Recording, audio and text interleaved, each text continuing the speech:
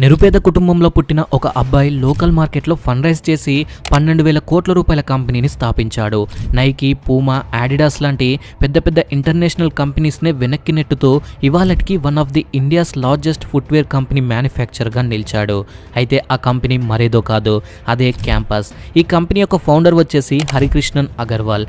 ఇవాళకి కూడా చాలా తక్కువ మందికి మాత్రమే ఈ కంపెనీ యొక్క ఫౌండర్ ఇండియన్ అని తెలుసు. ఇప్పుడంటే ప్రతి ఒక్కరూ ఫండింగ్ అంటూ చాలా ఈజీగా బిజినెసెస్ ని రన్ చేస్తున్నారు. కానీ ఎర్లీ 2000s లో హరికృష్ణన్ గారు ఎలా ఫండ్ రైజ్ చేసి ఇంత పెద్ద కంపెనీని స్థాపించాడు? ఇవాళ క్యాంపస్ దగ్గర 20,000కు పైగా రీటైల్ అవుట్లెట్స్ ఉన్నాయి. ఇంకా 35కి పైగా ఎక్స్క్లూజివ్ స్టోర్స్, అలాగే ఒక మంచి ఈ కామర్స్ బేస్డ్ వెబ్సైట్, ఇంకా ఇతర ఈ కామర్స్ ప్లాట్ఫామ్స్ తో కొలాబరేట్ అయి ఉంది. అంతేకాక వరుణ్ ధావన్ అండ్ సచిన్ టెండూల్కర్ లాంటి పెద్ద పెద్ద సెలబ్రిటీస్ తో యాడ్ క్యాంపెయిన్స్ రన్ చేయించింది. ఫ్రెండ్స్, అసలు ఈ క్యాంపస్ షూస్ ఇంత రీచ్ చూడడానికి గల కారణాలేంటి? నైకీ, ఆడిడాస్ లాంటి కంపెనీస్ నుండి వచ్చిన కాంపిటీషన్ ని తట్టుకుంటూ ఈ బ్రాండ్ ఎలా సర్వైవ్ అయింది?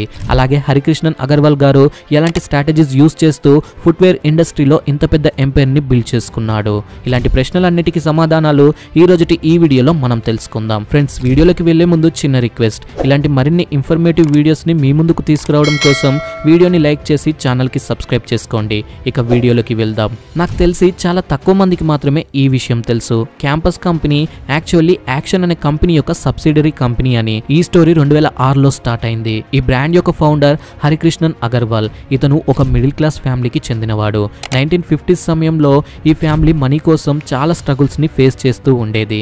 అలా అతని చిన్నతనం నుండే వాళ్ళ పేరెంట్స్ ఎంత హార్డ్ వర్క్ చేసేవారో కల్లారా చూసేవాడు. మనలో కూడా ఇలాంటి సిచ్యువేషన్ అండ్ ఎన్విరాన్మెంట్ లో పెరిగిన ప్రతి ఒక్కరికి లైఫ్ లో ఏదో ఒకటి చేయాలి అని ఖచ్చితంగా ఉంటుంది.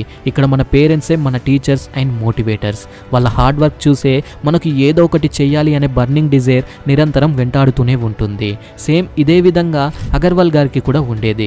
మిడిల్ క్లాస్ ఫ్యామిలీలో పుట్టినప్పటికీ అతనికి చదువు అంటే చాలా ఇంట్రెస్ట్ ఉండేది. అయితే వాళ్ళ పేరెంట్స్ ఇలాంటి డబ్బు లేని సిచ్యువేషన్ లో చదువుకోవడానికి ఒప్పుకున్న ఒక కండిషన్ ని పెట్టారు. అదేంటంటే స్కూల్ అయిపోయాక మార్కెట్ లో వర్క్ చేయాలి అని. ఎందుకంటే ఇల్లు గడవాలి కదా. ఇలా స్కూల్ నుంచి డైరెక్ట్ లోకల్ మార్కెట్ కి వచ్చి అక్కడ చాలా లోకల్ షాప్ కీపర్స్ దగ్గర పనిచేసేవాడు. అలా అగర్వాల్ గారు ఇక్కడే ట్రేడ్ అండ్ కామర్స్ యొక్క బేసిక్ నాలెడ్జ్ ని గెయిన్ చేసుకున్నాడు. ఇలా అతని మనసులో బిజినెస్ చేయాలి అనే ఆలోచన వచ్చింది. దీంతో అతని 18 ఏళ్ల వయసులో ఏవేవో చిన్న చిన్న బిజినెసెస్ చేస్తూ వచ్చాడు.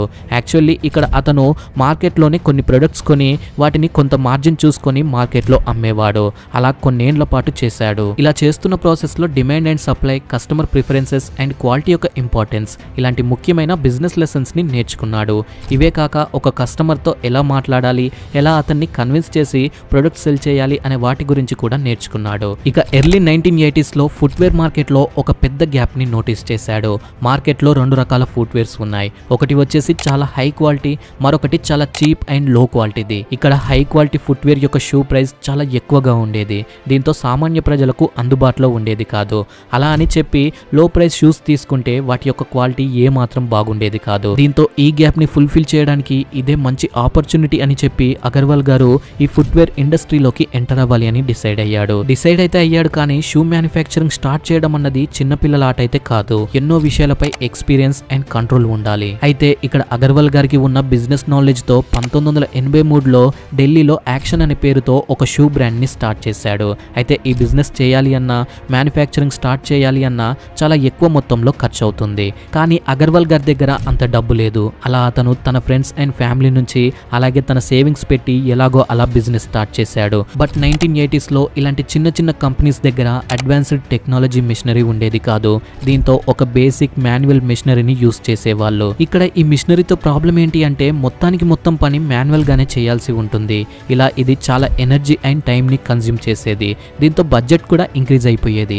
ఎందుకంటే ఇక్కడ ఎక్కువ మొత్తంలో మాన్యువల్ పవర్ కావాలి కదా. అలా చేస్తూ ఒక ప్రొడక్షన్ అయితే సెటప్ చేశారు. కానీ ఇండియా అనేది చిన్న కంట్రీ అయితే కాదు. ఇది ఒక డిఫరెంట్ మార్కెట్. ఇక్కడ ప్రొడక్ట్స్ డిస్ట్రిబ్యూట్ చేయడం అన్నది అంత ఈజీ పని అయితే కాదు. అయితే అగర్వాల్ గారు చిన్నప్పటి నుండే నేర్చుకున్న కమ్యూనికేషన్ స్కిల్ ఇక్కడ చాలా హెల్ప్ అయింది. Wholesalers, retailers and logistic marketers తో మాట్లాడి వాళ్ళని కన్విన్స్ చేసి ప్రొడక్ట్స్ సెల్ చేసేలా చూసుకున్నాడు. అతని ప్రొడక్ట్స్ మార్కెట్ లోకి వచ్చినప్పటికీ ఆల్రెడీ మార్కెట్ లో ఉన్న ఫేమస్ బ్రాండ్స్ తో పోటీ పడే అంత సీన్ అయితే లేదు. ఇంకా ప్రజల నుంచి కూడా ఎలాంటి రియాక్షన్స్ కంపెనీ చూడలేదు. కానీ కంపెనీ దగ్గర ఉన్న ఒకే ఒక ఆప్షన్ అఫోర్డబుల్ ప్రైస్ లో క్వాలిటీ షూస్ ప్రజలకు అందించాలి అని. అదే విధంగా లోకల్ షాప్స్ లో యాడ్స్ డిస్ప్లే చేస్తూ వచ్చారు. ఇంకా ఆ టైంలో అడ్వర్టైజింగ్ అంటే రేడియో అండ్ న్యూస్ పేపర్. ఇక అక్కడ కూడా మంచి అడ్వర్టైజింగ్స్ చేస్తూ వచ్చారు. బేసికల్లీ వాళ్ళు వాళ్ళ బిజినెస్ లో 5 పీస్ ఫార్ములాని యూస్ చేశారు. ప్రొడక్ట్ తయారు చేయడం నుంచి ప్రొడక్ట్ ప్లేస్మెంట్, డిస్ట్రిబ్యూషన్ దాకా, ఇలా ప్లేస్మెంట్ నుంచి ప్రమోషన్ వరకు అన్ని విధాలుగా ఏమేం చేయాలో అన్ని చేశారు. ఇన్ని చేసినప్పటికీ ఈ బిజినెస్ ఫెయిల్ అవటాన్ని గమనించారు. చాలా వరకు ప్రజలు వీళ్ళ షూ పై నెగిటివ్ ఫీడ్బ్యాక్స్ ఇచ్చారు. కస్టమర్ ఏమన్నారు అంటే యాక్షన్ షూస్ యొక్క లుక్ అండ్ ప్రైస్ అంతా ఓకే, కానీ వితిన్ 2 months లోనే ఈ షూస్ పనికి రాకుండా పోతున్నాయని కంప్లైంట్ చేశారు. ఇదంతా విన్న హరికృష్ణన్ గారు షూ అమ్మితే వచ్చిన డబ్బుని ఇంకా అతని దగ్గర ఉన్న సేవింగ్స్ అన్ని పెట్టి షూ క్వాలిటీ ఇంప్రూవ్ చేయడంపై ఫోకస్ చేశాడు. ఇలా మొట్టమొదటిగా మిషనరీని అప్గ్రేడ్ చేశాడు. అలాగే గుడ్ క్వాలిటీ రా మెటీరియల్స్ ని పర్చేస్ చేశాడు. ఇంకా డిస్ట్రిబ్యూటర్స్ కి మంచి కమిషన్స్ ఇస్తూ వచ్చాడు. ఇంకా పెద్దోళ్లపైనే ఫోకస్ చేయకుండా చిన్నపిల్లల స్కూల్ షూ పై టార్గెట్ చేశాడు. యాక్షన్ కంపెనీ యొక్క ఈ స్కూల్ షూ అడ్వర్టైజింగ్ ఇప్పటికీ చాలా మందికి గుర్తుకు ఉండే ఉంటుంది. ఇలా ఈ యాక్షన్ కంపెనీ యొక్క షూస్ ప్రతి పేరెంట్ కి చాలా బాగా నచ్చాయి. అలా ఇది గో టు బ్రాండ్ గా నిలిచింది. మాక్సిమం పేరెంట్స్ వాళ్ళ పిల్లలకు యాక్షన్ స్కూల్ షూస్ నే కొనివ్వడానికి ఇష్టపడడం మొదలు పెట్టారు. ఇంకా అప్పట్లో స్కూల్ యూనిఫామ్ లో యాక్షన్ షూస్ కూడా మ్యాండేటరీగా మారిపోయాయి. ఇక హరికృష్ణన్ అగర్వాల్ గారు ఇక్కడితోనే ఆగిపోలేదు. ప్రొడక్ట్స్ ని డైవర్సిఫై చేయడం ప్రారంభించాడు. బేసిక్ గా స్కూల్ షూస్ తో పాటు శాండిల్స్ ని, స్పోర్ట్స్ క్యాజువల్స్ ని మరియు ఫార్మల్ షూస్ ని తయారు చేయడం స్టార్ట్ చేశాడు. ఇంకా బ్రాండ్ ని ప్రజల్లోకి తీసుకువెళ్ళడానికి ఎన్నో ఎమోషనల్ అడ్వర్టైజింగ్స్ ని చేశారు. అలా ఆ తర్వాత షూ యొక్క డ్యూరబిలిటీ అండ్ కంఫర్ట్ పై ఫోకస్ చేయడం స్టార్ట్ చేశారు. ఇంకా సచిన్ టెండూల్కర్ లాంటి టాప్ ప్లేయర్ ని బ్రాండ్ అంబాసిడర్ గా నియమించుకున్నారు. దీంతో బ్రాండ్ యొక్క వాల్యూ కూడా మరింతగా పెరిగిపోయింది. అలా చూస్తూనే కొన్ని రోజులకే ఇండియాలో అఫోర్డబుల్ ప్రైస్ లో క్వాలిటీ షూస్ అంటే యాక్షన్ అనే బ్రాండ్ గుర్తుకొచ్చేలా ఎదిగింది. అలా ఇండియన్ ఫుట్వేర్ ఇండస్ట్రీలో ఒక పెద్ద బిజినెస్ ప్లేయర్ గా నిలిచింది. కానీ 1991 లో ఇండియన్ గవర్నమెంట్ గ్లోబలైజేషన్ అనౌన్స్ చేసింది. దీంతో ఇండియన్ మార్కెట్ లోకి నైకీ, అడిడాస్ అండ్ పూమా లాంటి ఇంటర్నేషనల్ ఫుట్వేర్ బ్రాండ్స్ ఎంటర్ అయ్యాయి. ఇండియాలోకి వస్తూనే ఇవి చిన్న బ్రాండ్స్ ని పక్కకి నెట్టేశాయి. అది ఎలా అంటే నైకీ అండ్ అడిడాస్ యూస్ చేసిన 3 ముఖ్యమైన స్ట్రాటజీస్ తో, ఒకటి బ్రాండ్ బిల్డింగ్, మరొకటి ప్రొడక్ట్ ఇన్నోవేషన్ అండ్ లాస్ట్ గా మార్కెటింగ్. బ్రాండ్ బిల్డింగ్ స్ట్రాటజీతో నైకీ అండ్ అడిడాస్ కస్టమర్స్ ని అట్రాక్ట్ చేయడం కోసం లోగో అండ్ స్లోగన్ ని యూస్ చేసేవారు. ఫర్ ఎగ్జాంపుల్ నైకీ యొక్క జస్ట్ డూ ఇట్ స్లోగన్ ఇందులో personal development and athletic excellence achieve చేయడం కోసం ఇన్స్పైర్ చేసేలా ఉంటుంది. మరోవైపు అడిడాస్ యొక్క 3 స్ట్రైప్ లోగో ఇది బ్రాండ్ క్వాలిటీపై ఫోకస్ చేసింది. ఇంకా వీళ్ళు అడ్వర్టైజింగ్ కి ఎంచుకున్న sport persons next level. Nike basketball player అయిన మైకల్ జార్డన్ ని, అలాగే అడిడాస్ గ్రేట్ ఫుట్బాల్ ప్లేయర్ అయిన డావిడ్ ని. ఇలా వీళ్ళు టాప్ ప్లేయర్స్ ని అడ్వర్టైజింగ్ కోసం ఉపయోగించుకునే వాళ్ళు. ఇలాంటి యాక్టివిటీస్ ని చూసిన ఇండియన్ కన్స్యూమర్స్ ఇక యాక్షన్ బ్రాండ్ ని వదిలేసి ఇంటర్నేషనల్ బ్రాండ్ వైపు ఇంట్రెస్ట్ చూపించడం స్టార్ట్ చేశారు. ఇక సెకండ్ స్ట్రాటజీ వచ్చేసి product innovation. Nike and Adidas ఈ రీసెర్చ్ అండ్ డెవలప్మెంట్ పై చాలా ఎక్కువ మొత్తంలో ఖర్చు చేస్తుంది. అలా వచ్చిందే ఎయిర్ మ్యాక్స్. ఈ షూస్ చాలా కంఫర్టబుల్ అండ్ అట్రాక్టివ్ లుక్స్ తో వచ్చింది. ఇలాంటి ఇన్నోవేషన్ లో డెఫినెట్లీ యాక్షన్ కంపెనీ అయితే ఫెయిల్ అయింది. అండ్ లాస్ట్ గా థర్డ్ స్ట్రాటజీ వచ్చేసి మార్కెటింగ్. ఈ విషయంలో కూడా ఈ ఇంటర్నేషనల్ బ్రాండ్స్ యాక్షన్ ని వెనక్కి నెట్టేశాయి. నైకీ వాళ్ళ యాడ్ క్యాంపెయిన్స్ లో ఇన్స్పైరింగ్ అండ్ మోటివేషనల్ ఎలిమెంట్స్ ఉండేలా చూసుకుంటూ కస్టమర్స్ ని అట్రాక్ట్ చేసేది. ఇంకా పెద్ద స్పోర్ట్ లీగ్స్ కి అండ్ ఈవెంట్స్ కి స్పాన్సర్షిప్స్ చేసేది. ఇలా ఈ బ్రాండ్ యొక్క విజిబిలిటీ అండ్ రీచ్ ర్యాపిడ్ గా గ్రో అయ్యింది. ఇంకోవైపు అడిడాస్ ఇంపాసిబుల్ ఈజ్ నథింగ్ అనే క్యాంపెయిన్స్ రన్ చేస్తూ వస్తుంది. ఇంకా వరల్డ్ కప్స్ కి అలాగే ఒలింపిక్స్ కి స్పాన్సర్షిప్స్ చేసేది. ఈ విధంగా ప్రతి ఒక్క స్పోర్ట్స్ లవర్ అడిడాస్ వైపు చూశారు. అయితే ఇక్కడ యాక్షన్ కి మాత్రం ఈ లెవెల్ ఆఫ్ అడ్వర్టైజింగ్ చేయడానికి కావాల్సినంత డబ్బు లేదు. చిన్న ఎమోషనల్ బ్రాండింగ్ అడ్వర్టైజింగ్స్ చేస్తూ వచ్చిన యాక్షన్ కంపెనీ కోర్ కస్టమర్స్ ని గెయిన్ చేసుకోగలిగింది. అలా ఆ తర్వాత యాక్షన్ చాలా డ్రాస్టిక్ గా డౌన్ అయింది. కానీ హరికృష్ణన్ అగర్వాల్ గారు ఇది గమనిస్తూనే ఒక ఛాన్స్ కోసం వెయిట్ చేస్తూ వచ్చాడు. అయితే మరోవైపు ఇండియాలో కొన్ని సంవత్సరాల్లోనే ఒక షిఫ్ట్ వచ్చింది. ఇక్కడ లోకల్ ప్లేయర్స్ కి మళ్ళీ వాళ్ళ ప్రతాపం చూపించే ఛాన్స్ దొరికింది. అదేంటంటే ఇక్కడ ఇంటర్నేషనల్ బ్రాండ్స్ వచ్చాక ప్రజల యొక్క ఇంట్రెస్ట్ షూ పట్ల చాలా పెరిగింది. కానీ చాలా వరకు ఇండియన్స్ ఇప్పటికీ ఈ షూస్ ఎఫెక్ట్ చేయలేకపోతున్నారు. ఈ బ్రాండ్స్ యొక్క షూస్ కేవలం రిచెస్ట్ పీపుల్ కే అన్నట్లుగా మారిపోయింది. ఈ షిఫ్ట్ ని యూజ్ చేసుకొని international brand feel and quality మరియు అఫోర్డబుల్ ప్రైస్ తో తీసుకురావడానికి కోసం ఈ గ్యాప్ ని ఫుల్ఫిల్ చేయడానికి మళ్ళీ యాక్షన్ ముందుకు వచ్చింది. ఈసారి యాక్షన్ అనే పేరుతో కాకుండా మరో పేరుతో, అదే క్యాంపస్. 2006లో ప్రారంభమైన ఈ కంపెనీ న్యూ ఇన్వెంటరీ, మంచి క్వాలిటీ మ్యానుఫ్యాక్చరింగ్ తో sports and fitness business segment లోకి ఎంటర్ అయ్యింది. ఇక్కడ నైకీ అండ్ ఆడిడాస్ లాంటి పెద్ద పెద్ద కంపెనీస్ 3000 నుండి 4000 రూపాయలకు అమ్మే షూస్ ని, అదే quality, look and comfortable shoes ని క్యాంపస్ జస్ట్ 600 నుండి 1000 రూపాయల లోపే తీసుకువచ్చింది. ఇంకా ప్రజలు కూడా ఈ షూస్ ని చాలా బాగా ఇష్టపడ్డారు. ఇలా మళ్ళీ ఇది ఒక రెవల్యూషన్ ని క్రియేట్ చేసింది. ఈ ఫుట్వేర్ ఇండస్ట్రీలో 22 ఇయర్స్ ఎక్స్పీరియన్స్ ఉండటంతో డిస్ట్రిబ్యూషన్ కూడా చాలా ఈజీ అయిపోయింది.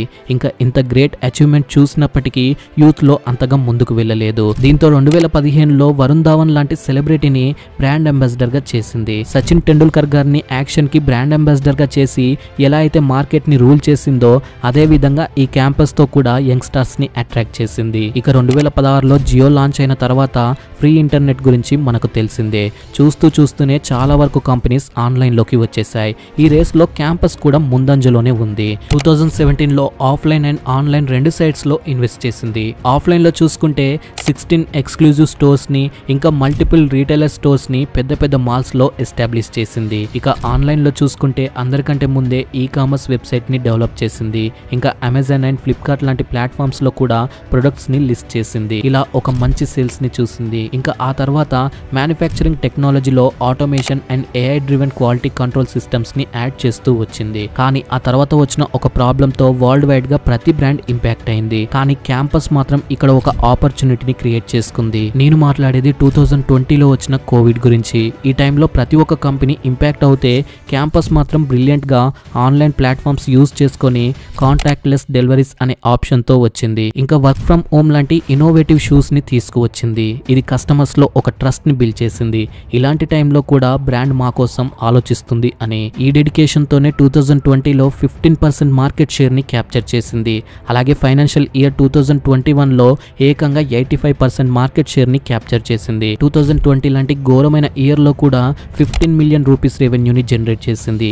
ఇదంతా కూడా కేవలం ఆన్లైన్ సేల్స్ నుండే. ఇలా 2021లో ఒక ఆర్టికల్లో వచ్చిన దాని ప్రకారం క్యాంపస్ బ్రాండ్ అతిపెద్ద స్పోర్ట్స్ షూ బ్రాండ్ గా నిలిచింది. ఇక 2022లో $1.5 బిలియన్ వాల్యుయేషన్ తో టాప్ లిస్ట్ లో క్యాంపస్ నిలిచింది. ఆ తర్వాత ఈ కంపెనీ యొక్క ఐపీఓ కూడా లాంచ్ అయింది. దీని తర్వాత కంపెనీ ఫౌండర్ అయిన హరికృష్ణన్ అగర్వాల్ గారు బిలియనర్స్ లిస్ట్ లోకి వచ్చాడు. ప్రస్తుతం అతని నెట్వర్క్ 10,000 కోట్లకు పైగానే ఉంటుంది. ఇదంతా కూడా అతను బిలీవ్ చేసిన క్వాలిటీ అనే దానితోనే బిల్డ్ అయ్యింది. అలా ఆ తర్వాత 2023లో క్యాంపస్ ఇంటర్నేషనల్ మార్కెట్ లోకి కూడా ఎంటర్ అయింది. మొదట్లో సౌత్ ఈస్ట్ ఏషియాకి చెందిన ఇండోనేషియా, మలేషియా లాంటి కంట్రీస్ లో స్టార్ట్ చేశారు. ఇక చూడాలి ఫ్యూచర్ లో campus Nike, Adidas and Puma లాంటి బ్రాండ్స్ ని ఇంటర్నేషనల్ గా బీట్ చేస్తుందో లేదో అని. మీరేమనుకుంటున్నారో తప్పకుండా కామెంట్ చేయండి. ఓకే ఫ్రెండ్స్, ఈ వీడియోకి ఇంతే. ఇలాంటి మరో ఇన్ఫర్మేటివ్ వీడియోతో మీ ముందుకు వస్తా. అప్పటి వరకు ఈ వీడియో మీకు నచ్చినట్లయితే వీడియోని లైక్ చేసి ఛానల్ కి సబ్స్క్రైబ్ చేసుకోండి. Thank you for watching.